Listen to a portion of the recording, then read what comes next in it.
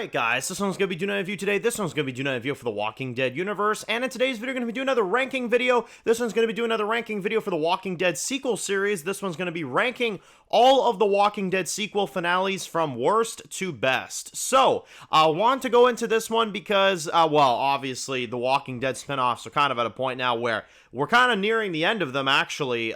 Dead City and Daryl Dixon. Daryl, we know, has 2 seasons left, and Dead City likely has 2 seasons left. So, I wanted to kind of go into my, thoughts on these episodes, because this is a mixed bag of episodes here for me. There's definitely episodes I like, and then there's episodes I don't like. So, the Walking Dead sequel shows consisting of Dead City, Daryl Dixon, and The Ones Who Live have definitely had the rocky finales. That's actually why I want to start with this one, and then if this video does well, we may do one for the premieres as well too, updated of course, and kind of give our thoughts. So, with all that being said, let's get into the ranking here. So, starting off with number 5, my least favorite finale from the new Walking Dead spinoffs is going to go to The Walking Dead Daryl Dixon Season 2, Episode 6. So, yeah, this episode, not all that great for me. I really didn't like it all that much. I just find it so goofy, the whole plane thing and the whole...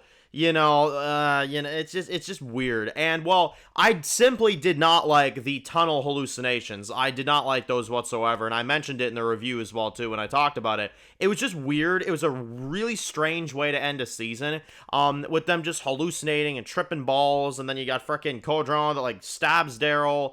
It was just strange. It was a strange way of doing it, and it was an odd, second half to that episode. It didn't really add up to anything, and then it just kind of ended. It just kind of was done, you know what I mean?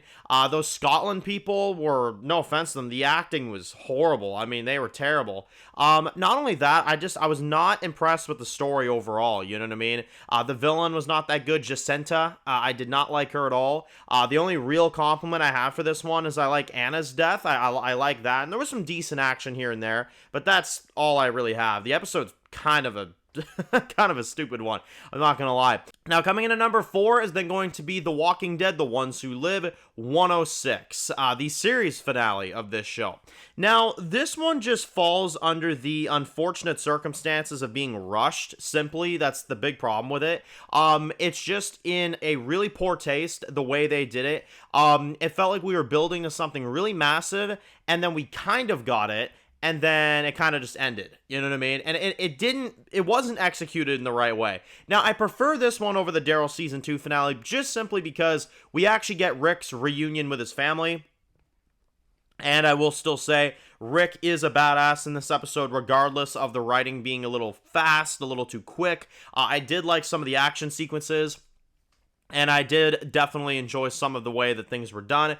But one of the worst things I've seen, and it's honestly a really, really bad one as well, is when Rick and Michonne just, put this, thing over them, and then somehow that stops them from getting blown up with the rest of the soldiers. That was just, it took me right out. I was like, what is happening right now? What is going on, The tension wasn't there. You kind of could tell that they were going to get out of this alive, and I don't know. It was just the whole love doesn't die thing, and the way they made it all about the love of Rick and Michonne, and their love will be able to stop a frickin' thousands and thousands of soldiers. I'm like, yeah, but that's not realistic, So, I don't know. It didn't work for me. It really didn't. And in all rights, it didn't work. I mean, we even had what looked like the Fear of the Walking Dead radiation frickin' crap.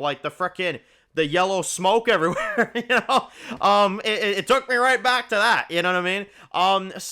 Yeah, I don't know. And Thorne, she was a terrible final villain. Beale didn't add up to anything. I mean, this was so disappointing. The only reason I like this better than the Daryl Season 2 finale is because I do think at least Rick getting back with his family and Rick as a character were good, but that's it, really. I mean, the rest was either cringy, rushed, or just dumb, honestly, so... yeah, it is what it is.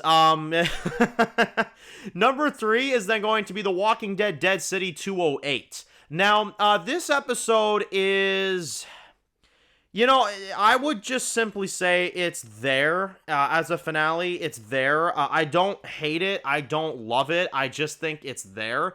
It's kind of middle ground for me because I like the battle with Bruegel's crew. I think there was good visuals. I think there were good elements of the battle. I liked the Eeny, Meeny, Miny, Mo. I liked some of the stuff they did there. I did not like Maggie and the Dama. I did not like anything from that plot in this episode. I thought that was dreadful, draggy, stupid, cringy dialogue. Like, she looks at Maggie, she's like, there's that more I was hoping for. I was like, oh my god, who writes this? Like, seriously. Anyway, point being, it was really cringy, but I kind of like the Negan stuff to a degree. I kind of did. You know, I did not like Maggie trying to kill Negan again. I did not like that at all. I found that ridiculous, and I said I would flaw it if they did it again, and well, they did it again, you know? So, well, there you go. You know, there's my thoughts on that. Yeah, I don't know. This episode, I know some people hate it, some people love it. I know it's a very divisive episode. I'm in the middle. Listen, I got my things I like, but I got my things I don't like. You know what I mean? Can we also just talk about the most made-for-TV montage at the very end of that episode with Maggie and Negan talking? That felt so unnatural. I mean, oh my frig me. Honestly, one positive, though, I will say, they finally took out Ginny. They finally took out her character, and thank the Lord for that, honestly. Thank God. Okay. Number 2. Now, we're getting into the 2 finales I actually like from these sequels. Number 2 is 106 of Dead City.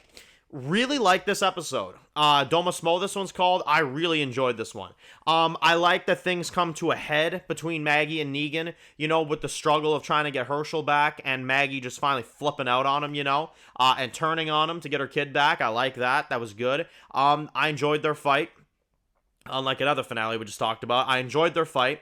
And I genuinely enjoyed the storyline going on. You know, I like that Pearlie took, you know, Jenny back. I like that Negan told Jenny the truth. I thought that was a good scene about her dad and stuff like that. I overall enjoyed the episode when it comes to Croat and the trade-off, you know, and then Maggie and Herschel, and then, you know, kind of getting that cliffhanger with the toe and stuff like that, with that, you know, 9 Inch Nails. It was really good. It was a really cool episode, and I think they really did a good job. I don't know what happened from that one to the other one, but this was a way better finale. I really like this one.